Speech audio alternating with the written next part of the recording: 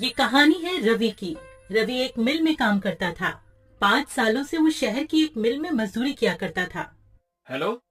हाँ बोलो रमा, कैसे फोन किए? हेलो जी, आप तो हमें गांव में लेने आने वाले थे, क्या हुआ जी, आप आए नहीं? रमा, अभी ठंड बहुत हो रही है और मेरे पास तुम्हें गांव से शहर लाने के लिए अभी पैसे भी नहीं है। तुम कुछ दिन और रुक जाओ वहाँ। क्या कहा आपने? ऐसा मत बोलिए। आप कब से बोल रहे हो कि हमें लेने आओगे? दीपू मुन्नी भी रोज आपका इंतजार करते हैं। सुनिए जी, अगर आप कहें तो मैं खुद ही आ जाऊं क्या आपके पास बच्चों को लेकर? मेरे पास कुछ पैसे पड़े हैं, आप जो भेजते थे मैंने उसमें से बचाए हैं। अगर ऐसा है तो फिर आ जाओ, और तुम्हारे पास घर का पता तो है ही, वहाँ ही चले जाना। रमा अपने दोनों बच्चों को लेकर गांव से शहर के लिए निकल जाती है। उसके साथ उसकी बहन दिव्या भी होती है। रमा के माता पिता की मृत्यु के बाद अब वो बेचारी कहाँ जाती, इसलिए रमा उसे अपने साथ ही ले लेती है। ठंड का समय चल रहा था, दिसंबर का महीना, जिसमें कड़ाके की ठंड पड़ती है। रात होते ही रवि मिल से अपने घर को निकलता है। अरे यार, आज तो कुछ ज्यादा ही ठंड पड़ रही है। हाँ यार रवि, ये ठंडी ठंडी हवाएं और चारों तरफ पड़ती हुई धुंध बहुत ही ठंड है भाई। चल जल्दी जल्दी घर चलते हैं। रवि अपने घर पहुंचता है। वो एक झोपड़ी में रहता था। रवि अपने बच्चों को देखकर बहुत खुश हो जाता है। वहीं वो अपनी साली दिव्या को भी देखता है। अरे दिव्या, तुम यहाँ? ओह अच्छा, याद आया। कोई बात नहीं, अब तुम हमेशा ही हमारे साथ रहना। पापा, मुझे आपकी बहुत याद आ रही थी। हाँ पापा, आप हमें लेने क्यों नहीं आए? बच्चों, मुझे थोड़ा सा काम था। तुम दोनों ने कुछ खाया? हाँ जी, मैंने दाल चावल बनाए थे। आप भी हाथ मुंह धो लो, मैं आपके लिए भी खाना लगा देती हूँ। खाना पीना खाने के बाद सभी लोग फर्श पर सो जाते हैं। यहाँ रवि के पास बस एक ही कंबल होता है।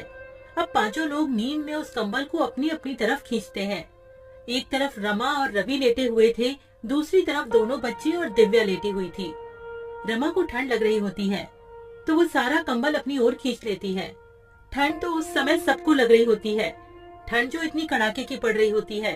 तभी रवि उठकर देखता है कि उसके बच्चे और उसकी साली दिव्या ठंड से कांप रहे होते हैं और सारा कंबल रमा ने ओढ़ा हुआ होता है। रमा, उठो उठो जल्दी। क्या हुआ जी, आप जाग क्यों रहे हो? वहाँ देखो। रमा अपने बच्चों और बहन की तरफ देखती है और वो घबरा जाती है। उसके बच्चे और बहन ठंड से कांप रहे होते हैं। हाँ जी, आप देख क्या रहे हो? जल्दी से कंबल बच्चों पर डाल दो ना, ठंड बहुत है। रवि सारा कंबल बच्चों और दिव्या पर डाल देता है और रवि और रमा दोनों ही बिना कंबल के ठंड से ठिठुर के सो जाते हैं। सुबह रवि और रमा दोनों ही जल्दी उठ जाते हैं। रमा, तुम ठीक तो हो ना? तुम्हें सर्दी तो नहीं हो गई? रात को बहुत ज्यादा ठंड थी, मैं इसीलिए तुम सबको यहाँ नहीं बुलाना चाहता था। मेरे पास तुम्हें ठंड से बचाने के लिए कपड़े भी नहीं है। मुझे माफ कर दो। हाँ जी, आप क्यों माफी मांग रहे हो? आप चिंता मत करो, मैं बिल्कुल ठीक हूँ। आप तैयार हो जाइए, आपको मिल भी तो जाना है। मिल जाते हुए रवि परेशान सा लग रहा होता है। वो सोच रहा था कि मालिक से एडवांस पैसे ले लेगा, जिससे वो एक और कंबल खरीद कर ले आएगा।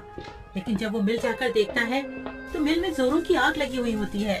वो अपने दोस्त प्रीतम से पूछता है, प्रीतम, ये मिल में आग कैसे लग गई है? ये कैसे हुआ? अरे क्या बताऊं यार, शॉर्ट सर्किट हो गया और मिल में आग लग गई। अभी मालिक आए थे, उन्होंने कहा कहीं और काम ढूंढ लो।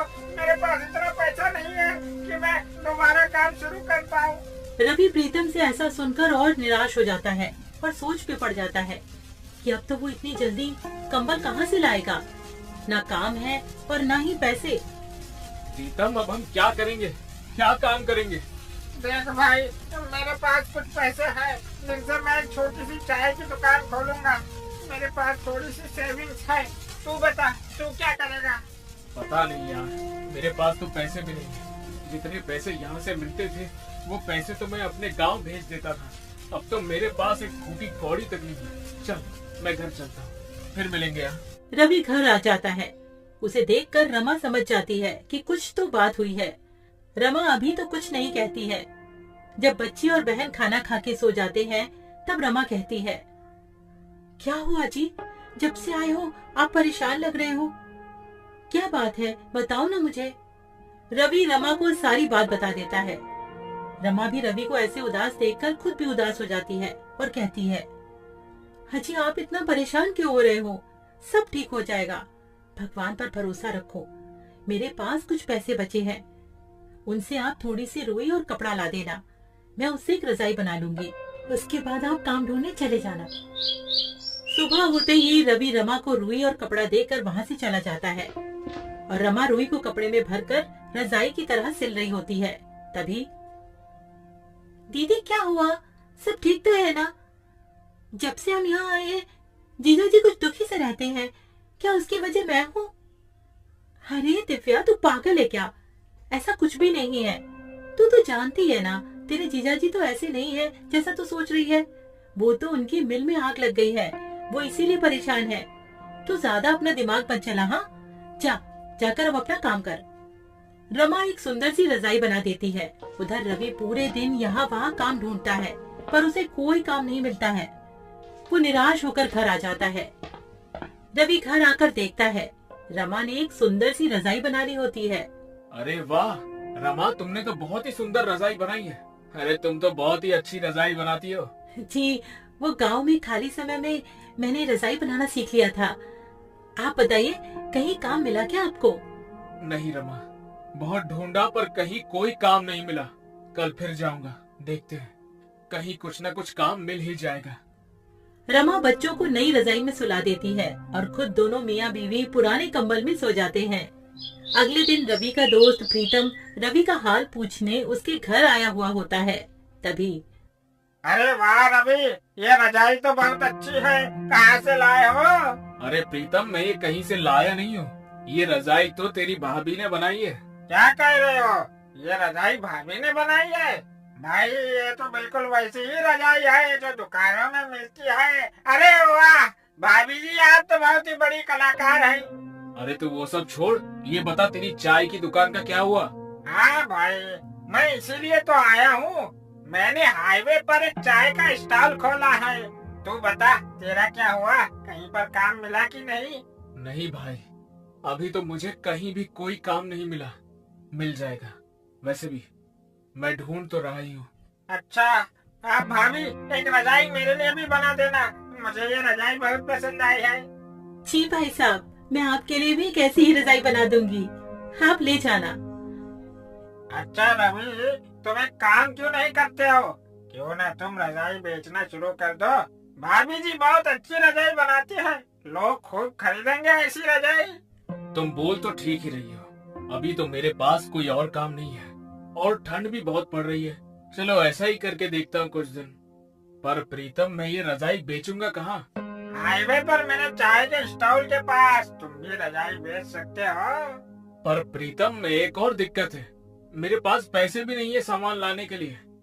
अरे तुम चिंता मत करो, ये लो पैसे, इनसे तुम सामान ले आना है। ठीक है, फिर मैं आज ही रजाई बनाने का सामान ले आता हूँ। क्यों रमा, ठीक है ना? आप जैसा भी कहो, मैं तो आपके साथ कोई भी काम करने को तैयार रहती हूँ। रवि और प्रीतम दोनों चले जाते हैं। रवि बहुत सारी रुई और कपड़ा घर ले आता है। उसके बाद रमा रजाई बनाने का काम शुरू कर देती है। रवि के साथ साथ रमा की बहन दिव्या भी उसकी मदद कर रही होती है और बच्चे भी रजाई में रुई भरने में लगे हुए होते हैं। 2 से 3 दिन में सबने मिलकर 10 रजाइयाँ बना ली होती हैं और रवि सारी रजाइयाँ लेकर हाईवे पर प्रीतम के बगल में ही बेचने लगता है और देखते ही देखते उसकी रजाइयाँ बिकने लगती हैं। वो रजाइयाँ बहुत सुंदर लग रही होती हैं, जिसकी वजह से लोग खरीदने आ रहे होते हैं। देखा तुमने रवि, बिक गई ना सारी रजाइयाँ। अब तो बस रजाइयाँ बनाते रहो। रवि घर जाकर रमा को सारी बात बता देता है। रमा बहुत खुश हो जाती है और रवि और रजाइयाँ बनाने की तैयारियां करने लगता है और रवि का रजाइयों का कारोबार खूब अच्छा चलने लगता है। इस तरह रवि अपना खुद का काम करने लगता है और अपने परिवार की सारी जरूरतों को पूरा करता है। गरीब पर ठंड का कहर। रामू एक बहुत गरीब मजदूर था, जिसके घर में उसकी पत्नी मधु और बेटी रानी रहा करती थी। पर अब गर्मियों का मौसम जाने को था और सर्दियों का मौसम आने को था, लेकिन रामू टूटी फूटी झोपड़ी में रहता था, जिसकी खिड़की से हवा आती थी और छत से भी। एक दिन रामू की पत्नी मधु रामू से कहती है कि सुनिए जी, ठंड आने वाली है और ठंड में घर के अंदर बहुत हवा आती है, तो आपको घर की मरम्मत करवानी चाहिए। और रामू उसे कहता है कि मैं कल जाकर अपने मालिक से कुछ पैसे उधार ले आऊंगा ताकि हम अपने घर की मरम्मत करवा सके। यूं ही एक दिन बीत जाता है और अगली सुबह रामू अपनी मजदूरी के काम पर जाता है और वो जिसके पास काम कर रहा था उस मालिक से कहता है कि साहब जी, अगले महीने से ठंड आ रही है और मेरे घर की छत टूटी हुई है जिससे कि घर में हवा आती है, और अगर मैंने जल्दी उसे ठीक नहीं करवाया ना तो ठंड में बहुत दिक्कत हो जाएगी। रामू की बात सुन मालिक कहता है, अरे तो उसमें मैं क्या करूं? रामू कहता है, मालिक आप थोड़े पैसे उधार दे देते तो मैं अपने घर की मरम्मत करवा लेता। मालिक कहता है कि अरे अभी तो तूने उतना काम भी नहीं किया है जो मैं तुझे उधार दे सकूं, अभी मेरे पास पैसे नहीं है। रामू कहता है, मालिक ऐसा मत करो, आप मुझे कुछ पैसे उधार दे दो, मेरी एक छोटी बच्ची है, मैं और मेरी पत्नी तो ठंड सह लेंगे पर मेरी बेटी नहीं सह पाएगी। रामू की लाख मिन्नतें करने पर भी उसे पैसे नहीं देता है और बेचारा रामू उदास शाम को घर लौट आता है। रामू के घर आते ही उसकी पत्नी मधु उससे पूछती है कि क्या आप मालिक से पैसे लाए? तो रामू उसे बताता है कि मालिक ने पैसे देने से मना कर दिया है। जिसके बाद मधु भी अब परेशान हो जाती है। दोनों ही इस बात को लेकर काफी परेशान हो गए थे कि अब सर्दियों में उनका गुजारा कैसे होगा। अब रामू मधु से कहता है कि अभी ठंड आने में पूरा 1 महीना बाकी है, तो मैं अगले महीने की 1 तारीख को अपने मालिक से पैसे के लिए बोलूंगा और तब शायद मालिक मना न करे। और ये सुन मधु कहती है कि हाँ, ये सही रहेगा। यूं ही रामू को मजदूरी करते हुए 1 महीना और बीत जाता है और जब रामू अपने मालिक से कहता है, मालिक अब तो पूरा 1 महीना हो गया है और थोड़ी थोड़ी ठंड भी होने लगी है, अरे अब तो आप मुझे मेरी मजदूरी के पैसे दे दो ताकि मैं उन पैसों से अपने घर की मरम्मत करवा लूं। रामू के इस बार पैसा मांगने पर भी मालिक फिर से कोई नया बहाना कर देता है और कहता है कि अभी मेरे पास सिर्फ ये 500 रुपए हैं, इससे ज्यादा नहीं है।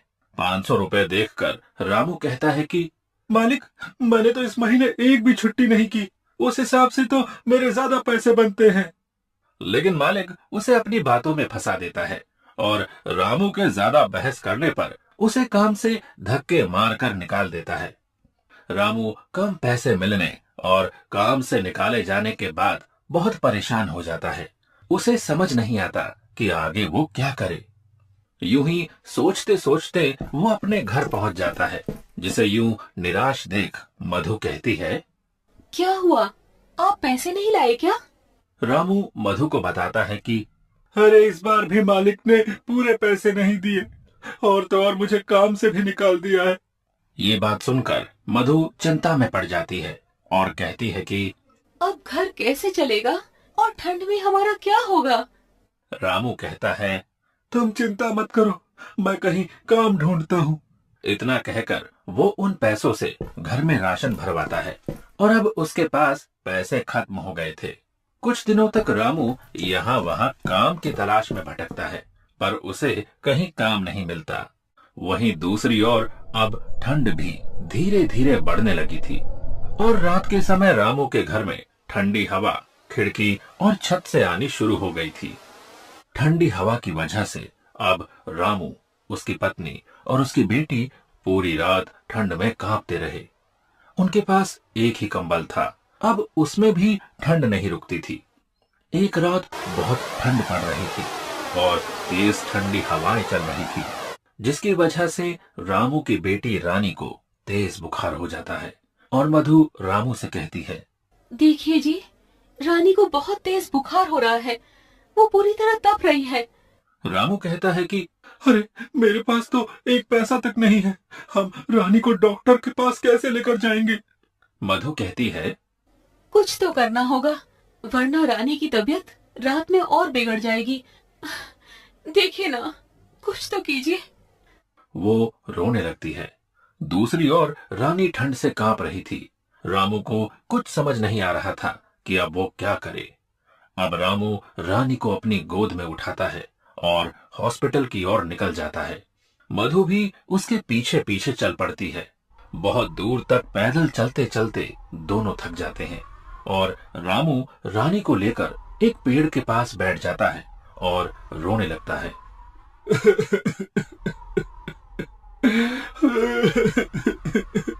मुझे रोना आ रहा है अपनी लाचारी पर कि हमारे पास पैसे नहीं है कि हम अपनी बेटी को हॉस्पिटल तक ले जा सके। रानी के दिल की धड़कनें अब तेज हो रही थी और फिर से रामू उठता है और अपनी बेटी को लेकर हॉस्पिटल की ओर चल देता है। कुछ घंटों चलने के बाद वो मधु के साथ रानी को लेकर हॉस्पिटल पहुंच जाता है। लेकिन अफसोस, उसके पास पैसे न होने पर डॉक्टर रानी का इलाज करने से इनकार कर देते हैं और रामू मधु और रानी को अस्पताल से बाहर कर देते हैं। अस्पताल की सीढ़ी पर रामू अपनी बेटी को गोद में लिए बैठा रो रहा था और दूसरी ओर ठंड धीरे धीरे बढ़ती जा रही थी। ज्यादा ठंड होने की वजह से अब तीनों ही बुखार से जूझ रहे थे और तीनों ही हॉस्पिटल की सीढ़ी पर बेहोश हो जाते हैं। अगली सुबह जब रामू की आंख खुलती है तो वो खुद को हॉस्पिटल के अंदर बेड पर पाता है। ये देख रामू के मन में बहुत से सवाल आते हैं। अरे, मैं अंदर कैसे आया? मुझे कौन लाया? और मधु और रानी कहाँ है? इतने में उसके सामने वो डॉक्टर आता है जिसने उसकी बेटी को पैसा ना होने की वजह से एडमिट नहीं किया था और रामू उससे सवाल करता है कि मुझे अंदर कौन लाया? जिसके बाद डॉक्टर बताता है कि आपको एक औरत ने हॉस्पिटल में भर्ती करवाया क्योंकि आप सभी को ठंड लगने की वजह से तेज बुखार हो गया था और आप तीनों ही सीढ़ियों पर बेहोश थे। रामू उस औरत के बारे में पूछता है कि वो कौन है, तो डॉक्टर सामने की ओर इशारा करके उस औरत के बारे में बताता है। अब रामू जाकर उस औरत से बात करता है और पूछता है, आपका बहुत बहुत धन्यवाद, लेकिन आपने हमारी मदद क्यों की? तो वो औरत बताती है, मेरा आपके परिवार से कोई रिश्ता नहीं है, लेकिन एक टाइम था जब मेरे साथ भी ऐसा ही हुआ था और मेरी फैमिली बहुत गरीब थी। मैं भी किसी सड़क किनारे ठंड से जूझ रही थी और किसी नेक दिल इंसान ने इसी तरह हमारी मदद की थी। तब से आज तक वो औरत गरीबों की मदद करती है। ये सुनकर रामू उसे धन्यवाद कहता है और फिर रामू अपनी बेटी से मिलता है और अपनी पत्नी से भी। अब रामू से वो औरत पूछती है कि आखिर आपके साथ ऐसा क्या हुआ था जो सब इतनी देर रात तक हॉस्पिटल के बाहर बैठे थे? तो रामू उसे सारी बात बताता है, जिसके बाद वो औरत रामू और उसके परिवार की मदद करती है और रामू का घर भी बिल्कुल ठीक करवा देती है। अब रामू को गरीबी और ठंड दोनों से छुटकारा मिल जाता है।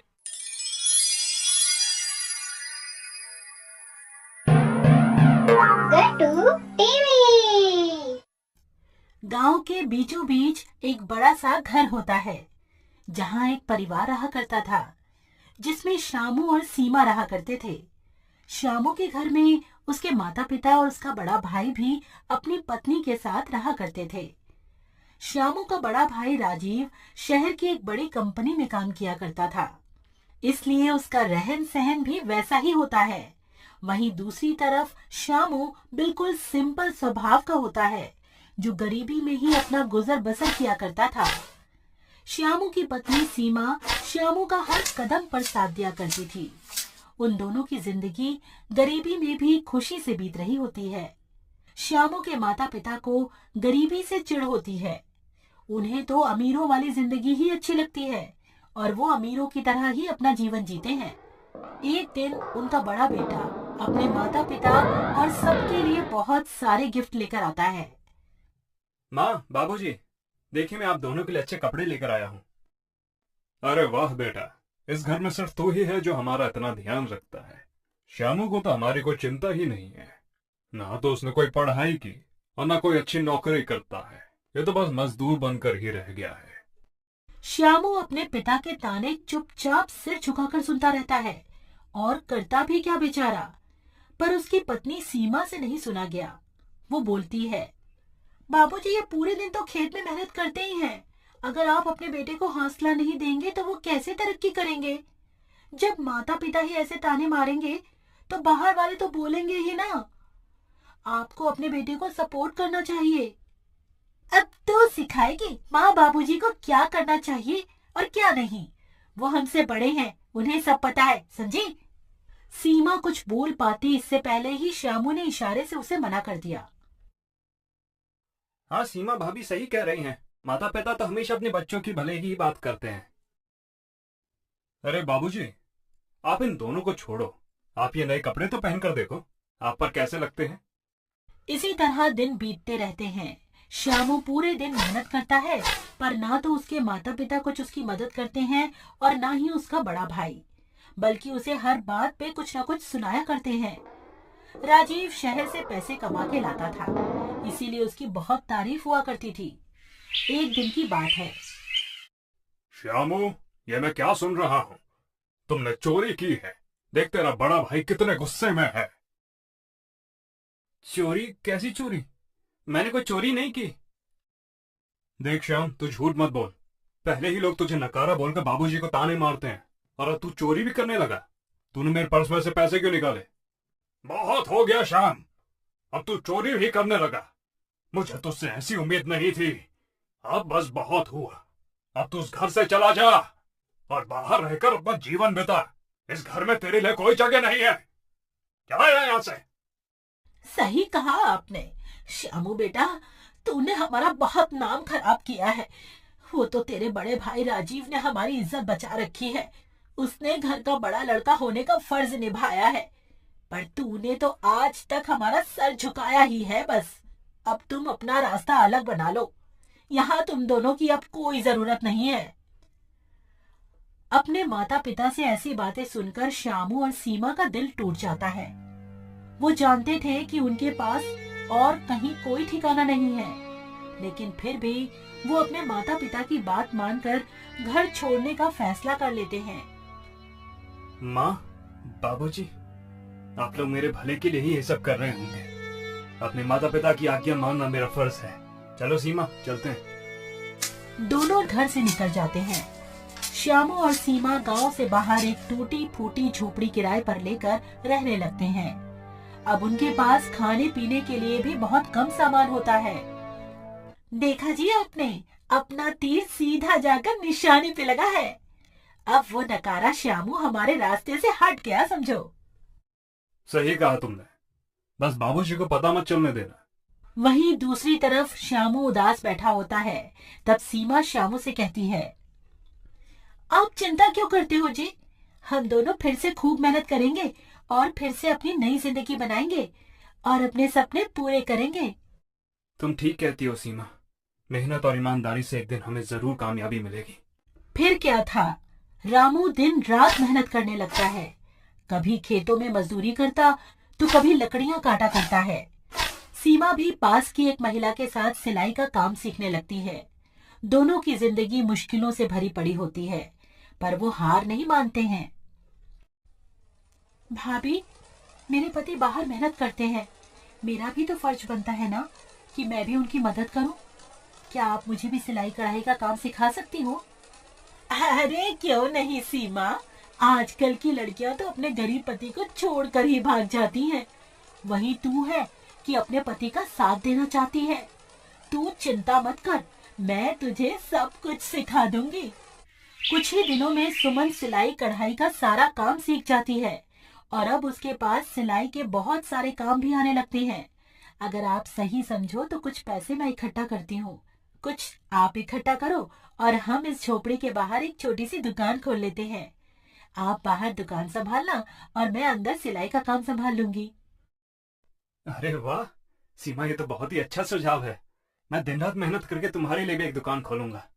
इस तरह सीमा और शामू ने अपनी मेहनत से एक दुकान खोलनी होती है। वहाँ वो कुछ पैसे कमाने लगते हैं और उनके जीवन में खुशियां आने लगती हैं। एक दिन सीमा शामू से कहती है, जी देखा आपने, अब हमारी हालत पहले से काफी ठीक हो गई है। मुझे तो यकीन है कि हम एक दिन अपने सारे सपने जरूर पूरे कर लेंगे। सीमा, तुम्हारी मेहनत ने ही मुझे ताकत दी है। हमारे पास कुछ नहीं था, तुम्हारी मेहनत और भरोसे ने ही हमें यहाँ तक पहुँचाया है।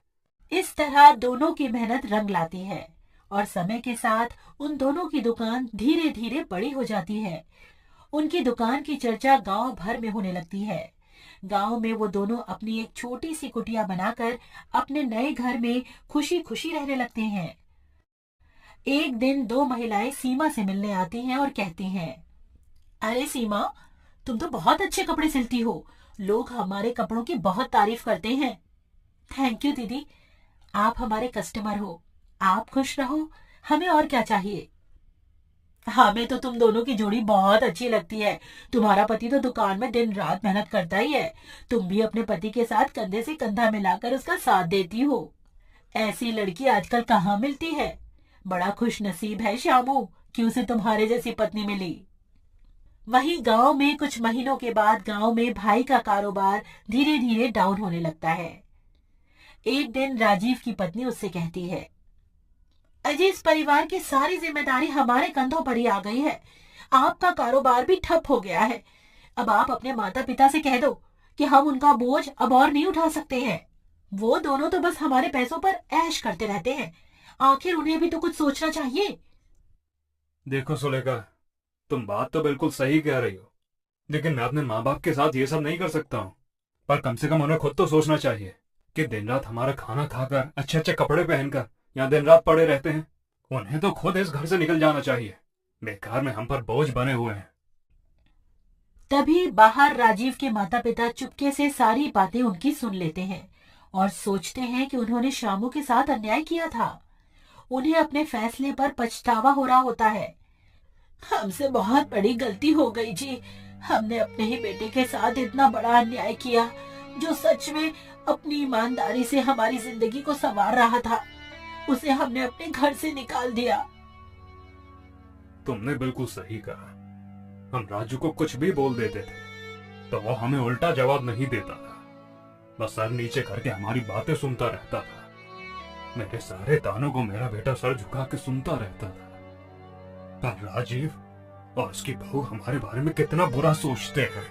हमने तो ये कभी सपने में भी नहीं सोचा था कि ये दोनों हमारे बारे में इतना बुरा सोचते होंगे। चलो श्यामू और छोटी बहू से माफी मांग लेते हैं। उम्मीद है कि वो हमें माफ कर देंगे। उसी दिन श्यामू के माता पिता श्यामू के नए घर पर आ जाते हैं। बेटा, हमें माफ कर दे। हमने तुम्हारे साथ बहुत बुरा किया। तुम सही थे। हमें तुम्हारी मेहनत को समझना चाहिए था। माँ, बाबूजी, जिंदगी में हर किसी से कोई ना कोई गलती तो होती ही है, और आप हमारे माता पिता हैं और हमारे दिल में हमेशा आपके लिए इज्जत रहेगी। हम एक नई शुरुआत करेंगे जिसमें हम सब एक साथ रहेंगे। और वैसे भी अगर आप मुझे घर से बाहर नहीं निकालते तो हम इतने कामयाब नहीं हो पाते। हाँ बाबूजी, अब हम सब साथ में रहेंगे और मिलकर खुशियां बांटेंगे।